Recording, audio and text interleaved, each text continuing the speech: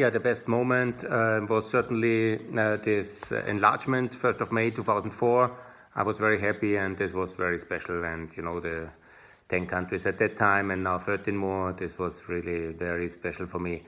When it comes to me personally, what the EU has done for me was this freedom of travel, this freedom of opportunity, and also that I could work in the European Parliament for these years, for 2000 to 2004. That was really very good. Yeah.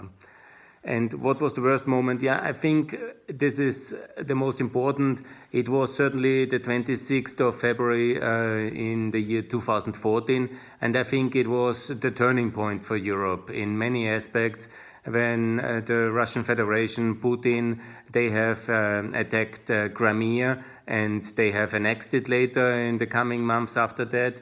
But it was really the one moment where this post-war order, which we established after World War II, and then at the end of the Cold War, there was this period of peace, of enthusiasm, and then came the one moment where everything came down and was turned around, and it was the moment of the 26th of February 2014, where basically a new Cold War has started. I know not everybody wants to see it like this, but this was the moment where our present order was really under threat, this European order, which we have all benefited and profited, and also which has brought so much peace and prosperity, unprecedented peace and prosperity to Europe. And this, I think, is the key negative moment in our recent history, and we are still somehow recovering from that shock. Who could have thought that there is this kind of war and this kind of enforced border changes in Europe in the 21st century? And it happened. And violence was again a principle of international order, and we have to reject it. And this is the defining moment for Europe, and we are all called to reject such action, to never recognize it, and to really do everything to remove Russia and its ambitions from Ukrainian territory in Crimea, and of course also in Donbass, and also in other places like Syria, Georgia, Libya.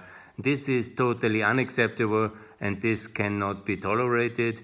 And while we don't have any kind of military opportunity, we have to institutionally challenge and respond to this challenge and support Ukraine in the European Union, in NATO, with the euro and with financial aid, with infrastructure connection, and with a clear European perspective. And this is the way we can respond institutionally, economically, politically, and that's what we have to do. And in the long term, in the same way, like there was a German unity, a European unity, Eastern European was free, there will be also the moment of freedom for Crimea, for Donbass one day. But first of all, a free Ukraine in the European Union. That is the key task for this coming decade. And I call on everybody to support this major project in the coming years. Thanks a lot.